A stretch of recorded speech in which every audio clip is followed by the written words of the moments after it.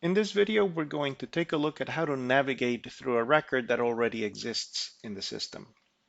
We're starting from our homepage, and we're going to log in using the credentials that we had applied under.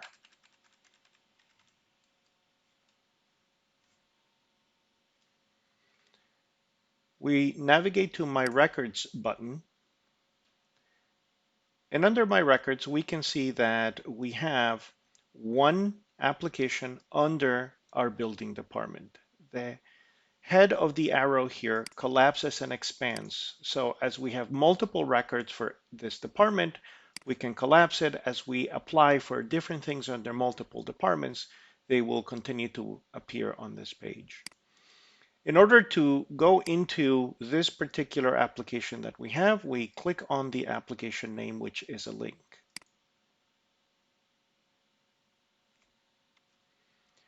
Now we have landed on the record detail page.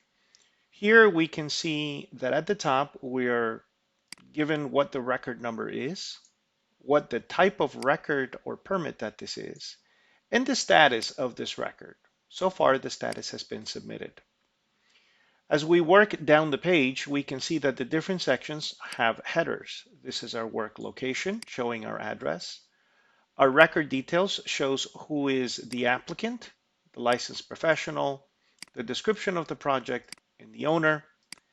Down here, we have a more details along with an arrowhead that expands. Remember, arrowheads in the system are most likely indications of sections that can be expanded, as are these little boxes with a plus sign in them. If we expand them, we can see the additional information, job value, the application information, and the parcel information.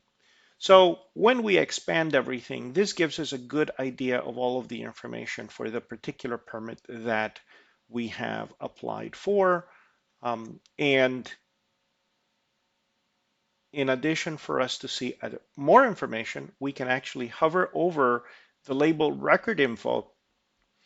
And if we click on it, we can see that we are currently in record details, but there are other sections such as processing status, related records, attachments, and inspections. Right now we are in record details. To the right of that, we see the payments button. If we click on the payment button, we have the fees option. And when we click on that, we can see that these are actually the fees that we paid for during our application process. To the right of these fees, we see a view details link. If we click on any one of these, we actually see the receipt for the fees that were paid. So we're bringing this over here, and you can see that this is the receipt for the fees that were paid during the process. That receipt is always available to you. All you have to do is navigate to the payment button, click on the fees, and then you can see the fees that you paid along with their receipt. If you have more fees in the future that you have to pay for this particular record, those additional receipts will be there as well. If we go down to our processing status, this is actually the workflow that internally has to be processed by the agency, right? So in this case, this particular application type or record type has two steps. It's got a review and an inspection. And the status is submitted. Once it moves through, the status will be updated appropriately. If we go on to the next section, we will see related records. This particular application may be related to other applications. If that connection is made, you will see the tree view of the relationship, whether this is a child application of another record or if this is a parent record for another record type in the system. Moving on to our attachments or documents section, we can see that here are the list of documents that we have attached to this permit.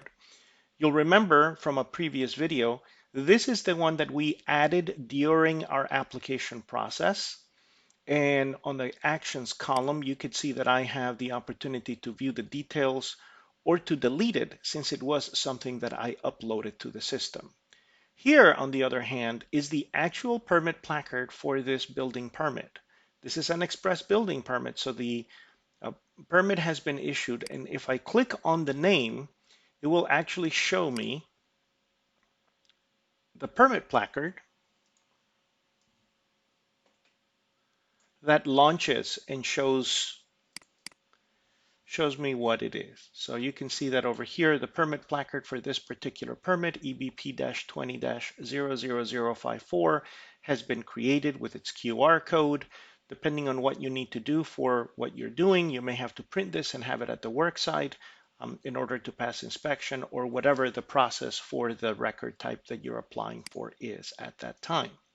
You'll notice that for that particular entry on our documents, when I click on actions, I can only view the details of that. I can't delete it because it wasn't a file that I, as the applicant, added to the record. It was something that the agency or the county did.